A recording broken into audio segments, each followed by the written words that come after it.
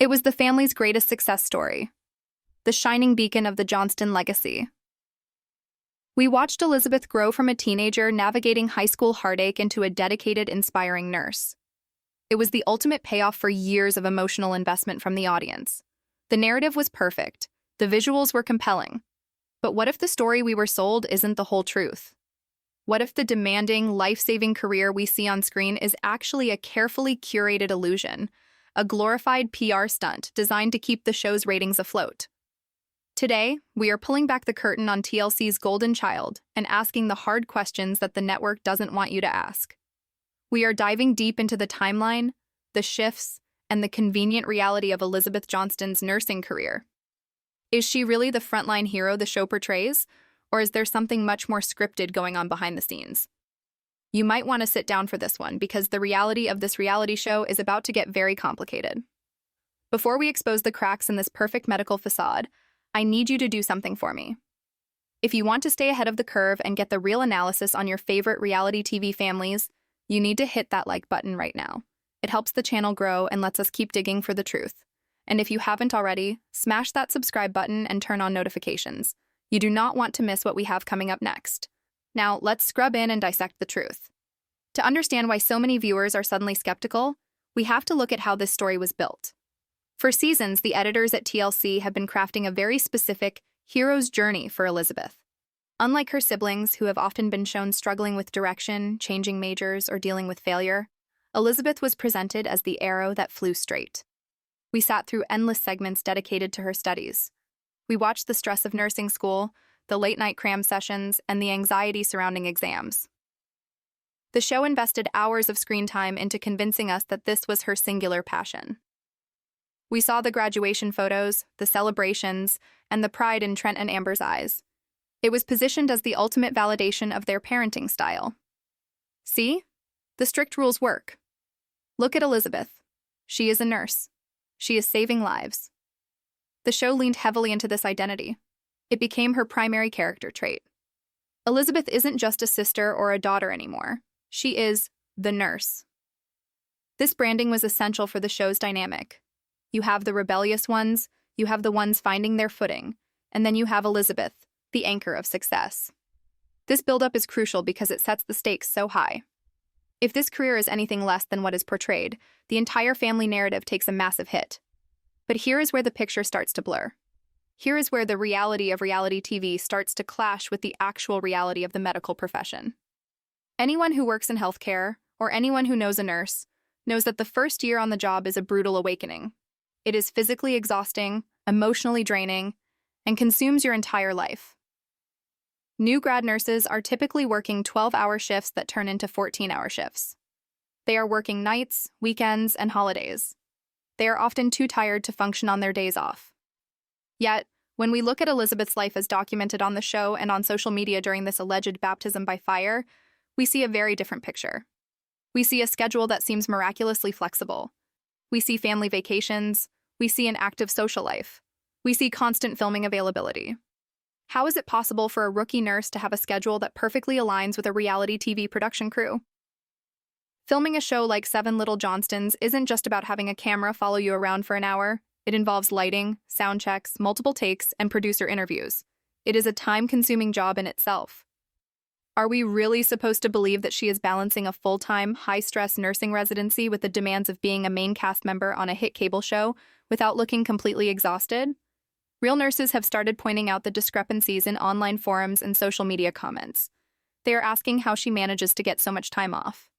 They are pointing out that her scrubs always look pristine, almost like costumes, rather than the wrinkled, stain magnet uniforms of someone who has been running codes or changing bedpans for 12 hours. The math just doesn't add up. When you look at the timeline of filming versus the timeline of her alleged shifts, there are massive gaps that the show glosses over with generic B-roll footage. The show wants us to believe she is in the trenches, but the footage often shows her talking about work rather than actually being impacted by it. It's always vague anecdotes. Work was crazy today. I'm so tired. But we rarely get the specific, gritty details that come from someone who is truly immersed in the profession. It feels scripted. It feels like lines fed to her to maintain the continuity of the storyline. rather than genuine venting from a stressed healthcare professional. This leads us to the first major theory regarding the authenticity of her role. Is it possible that the definition of nurse is being stretched for the sake of television? We know that reality TV has a long history of exaggerating careers. We have seen it with realtors who don't sell houses and designers who don't have clients. Is Elizabeth falling into the same trap? The audience is sophisticated. They know how the world works. And when they see a full-time nurse who has enough free time to film engaging plot lines about her dating life and family drama in the middle of the day, alarm bells start ringing. The perfect schedule is the biggest red flag. In the medical field, seniority dictates your schedule. The newest hires get the worst shifts. Yet, Elizabeth seems to have a schedule that allows her to be present for every major family event and filming opportunity. Is Trent and Amber's influence powerful enough to sway a hospital scheduling manager? Highly unlikely. So what is the alternative explanation? We have to consider the possibility that her employment status isn't what we are being led to believe. Could she be working per diem? Could she be working a limited part-time schedule that is legally sufficient to keep her license active, but practically insufficient to call herself a full-time practicing nurse? This distinction matters. If she is working one shift every 2 weeks just to keep the title, but the show is framing it as a grinding career, that is a deception. That is the producers manipulating the audience's respect for the nursing profession to give a character unearned clout.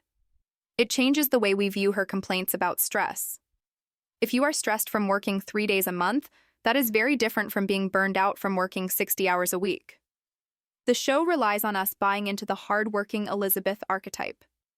If that archetype is built on a part-time reality, the foundation of her storyline for the last 3 seasons crumbles. Furthermore, look at the way the show handles the specifics of her job. We never see the exterior of her workplace. We never see her interacting with colleagues in a meaningful way outside of staged environments. Obviously, HIPAA laws prevent filming patients, and that is a convenient shield for the production. They can hide behind patient privacy laws to avoid showing us that she might not be there as often as they imply. It is the perfect cover. We can't film at the hospital. Okay, but can we film you driving to the hospital at 6:00 a.m.?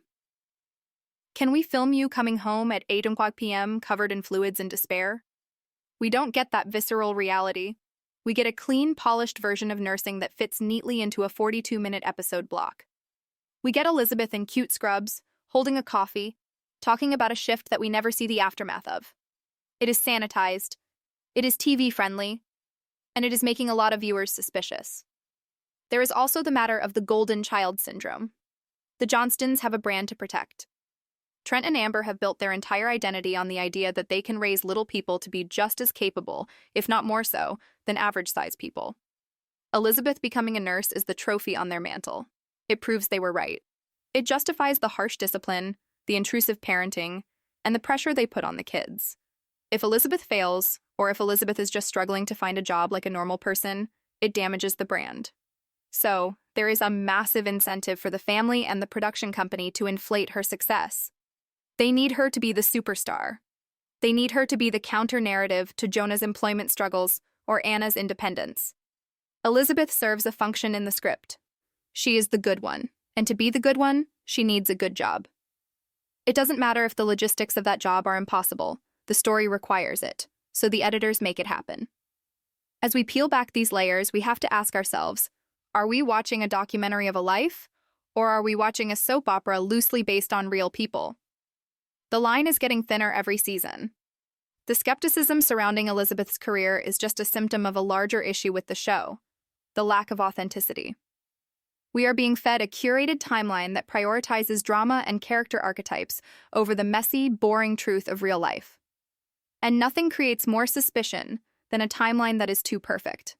A nursing career is messy, it is chaotic, it is unpredictable. Elizabeth's career, as presented on TLC, is linear, clean, and convenient. That contradiction is the heart of the fraud accusation. It is not necessarily that she isn't a nurse at all. She has the degree, we saw the graduation, but that the practice of nursing is a performance for the cameras. The scrubs are real, the degree is real, but is the job real? Or is the job just another set piece, like the furniture in their living room, arranged perfectly to tell the story Trent and Amber want to tell? This brings us to the edge of a much darker theory. What if the flexibility isn't just about part-time work? What if the facility she supposedly works at is complicit in the publicity? We have seen businesses partner with reality shows before for exposure. Is it possible that her employment is contingent on the positive press the show brings? Or, conversely, is she being protected from the realities of the job because of her status? These are the questions circulating in the deep corners of the fandom. The disconnect between the grueling reality of healthcare and the glossy finish of Seven Little Johnstons is becoming too wide to ignore. And as we move into the second half of this deep dive, we are going to explore the specific theories fans have developed to explain this anomaly, including the controversial idea that her nursing role is actually more administrative than clinical. Stay tuned, because we are about to dissect the part-time assistant theory and why so many people are convinced that Elizabeth Johnston is playing a role, not working a job. The truth is rarely as simple as what you see on TLC, and we are just getting started. This brings us to the most explosive theory currently circulating through the fan base, a theory that completely reframes everything we think we know about Elizabeth's employment. It is known online as the part-time assistant theory. The premise is simple but devastating to the show's narrative. The theory suggests that while Elizabeth may hold the nursing degree, her actual employment at the medical facility is not the high-intensity, frontline nursing role the show implies. Instead, speculation is mounting that she is employed in a capacity that is far more administrative or per diem, essentially a role that allows her to clock in, do minimal tasks, and clock out with plenty of energy left to film a reality show. Why does this theory hold so much water? Because it creates the only logical explanation for the inconsistencies we discussed earlier. If she is working a desk job within a clinic, or perhaps handling telehealth intakes, or even working as a float nurse who picks up one shift every 2 weeks, the puzzle pieces suddenly fit. The pristine scrubs, the perfect hair and makeup, the availability for midday filming, it all makes sense if she isn't actually wrestling with the physical and mental toll of bedside nursing. We have to address the whispers that have been growing louder in the comment sections and forums dedicated to the show. While we always have to take internet rumors with a grain of salt, the sheer volume of similar stories is becoming hard to ignore. There is a persistent narrative bubbling up from people claiming to be locals or claiming to have connections to the healthcare network in her area. These reports paint a picture of a celebrity employee. The allegation is that Elizabeth is viewed by her employer not just as a nurse, but as a brand asset. Think about it from a hospital's perspective. You have a recognizable face from a popular TLC show. Do you put that person on the night shift in the ICU where nobody sees them? Or do you give them a visible, lower-stress role where they can be a positive face for the organization? The rumor mill suggests she is barely ever there, appearing for sporadic shifts that keep her employed on paper, but do not constitute a full-time career. If these whispers are even half true, it means the show is engaging in a massive omission of truth. They are presenting a part-time gig as a life-consuming calling. This brings us to the motive. Why would the Johnstons and TLC go to such lengths to exaggerate her career? Why not just be honest and say she works part-time so she can film? The answer lies in the architecture of the show's storytelling. Every reality show needs character archetypes, and for the last few seasons, the Johnstons have been locked into a very specific dynamic. You had Jonah, who was edited to look lost, struggling with car sales, moving back home, and dealing with anxiety. You had Anna, who was constantly positioned as the rebellious problem child, the one who couldn't do anything right in Trent and Amber's eyes. The show desperately needed a counterweight. They needed a success story to validate Trent and Amber's parenting methods. They needed proof that the Johnston way works. Elizabeth was chosen to be that proof. Her nursing career isn't just a job for her. It is a narrative device for the show. It shields the parents from criticism. When fans say Trent and Amber are too controlling, the defenders can point to Elizabeth and say, "Look, she became a nurse. Obviously, they know what they are doing." If Elizabeth was shown to be working part-time or struggling to find a full-time placement, or realizing that nursing was too physically demanding for her, that narrative shield evaporates. It would mean the golden child is just as lost as the others. It would level the playing field between her and Anna, something the family dynamic seems fiercely opposed to. The production needs Elizabeth to be superior. They need her to be the busy, successful, professional woman who has it all figured out. This is why the fake elements are so necessary. They aren't just protecting Elizabeth's ego, They are protecting the structural integrity of the show's plot. The motive is preservation. Preservation of the brand, preservation of the ratings, and preservation of the idea that the Johnstons are an aspirational family. Let's dig deeper into the physical reality of this deception. Nursing is an incredibly physical job. It involves lifting patients, maneuvering heavy equipment, performing CPR, and standing for 12 hours straight. While little people can absolutely be successful in the medical field, accommodations are often necessary. The show has glossed over this almost entirely. We rarely hear about the physical accommodations Elizabeth might need. In a genuine documentary, this would be a fascinating, inspiring topic: how a person of short stature adapts to a world built for average-sized medical professionals. The fact that the show ignores this struggle is another red flag. Why hide the challenges? Perhaps because acknowledging the need for accommodations would reveal the limitations of her role. If she admits she can't lift patients alone, it raises questions about what shifts she can work. By ignoring the logistics, the show maintains the illusion of a super nurse who can do it all, further distancing the portrayal from reality. We also have to look at the insider perspective of the medical community itself. Nurses are protective of their title. They earn it through blood, sweat, and tears. When they see a reality star parading around in scrubs that have never seen a stain, using the title for clout while seemingly bypassing the hard work, it causes resentment. This is why we are seeing so much pushback online from actual healthcare workers. They are spotting the inconsistencies that the average viewer misses. They notice that her stethoscope placement is sometimes performative. They notice the lack of specific medical jargon in her vocabulary when she discusses her day. They are the ones raising the alarm that this looks like cosplay rather than a career. When the experts in the field are calling foul, we have to listen. It reinforces the theory that what we are watching is a simulation of a career, constructed for the cameras. The part-time assistant theory also explains her energy levels regarding her personal life. We watched her navigate a complex emotional breakup and get back into the dating scene. We watched her plan parties, go on trips, and engage in long, drawn-out family discussions in the living room. A new grad nurse working full-time simply does not have the bandwidth for this. Burnout is rampant in the industry within the first 6 months. Yet, Elizabeth appears fresh-faced and ready for drama at a moment's notice. This emotional availability is the smoking gun. You cannot pour from an empty cup, and nursing empties your cup daily. Elizabeth's cup seems suspiciously full, suggesting she isn't draining it at the hospital the way she claims. So where does this leave us? It leads us to a grand, uncomfortable conclusion. Elizabeth's nursing career, as it stands in the canon of 7 Little Johnstons, is the family's greatest deception yet. They have sold the audience a bill of goods. They took a grain of truth, her degree, and watered it until it grew into a fantasy forest of professional success. They are relying on the audience's goodwill and lack of medical knowledge to sell a storyline that falls apart under scrutiny. This isn't just about exaggerating a job, it's about the authenticity of the entire reality genre. If they can fake the intensity of a healthcare career, what else is fake?